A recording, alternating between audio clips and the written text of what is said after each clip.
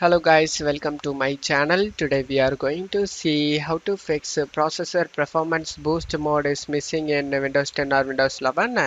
Let's fix it guys. You just need to close stuff here and go to search menu and type registry editor, click on open it and select yes.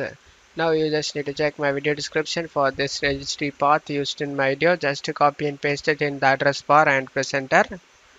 If copy and pasting the path doesn't work for you, then you just need to navigate to this path location and after that on right side you just need to double click on the attributes and change this value data to 2 and then select OK and just close stuff here and go ahead and restart your PC. After restarting your PC, the processor performance boost will appear guys, and that's it for today's video guys. Give me a like and subscribe. Thank you.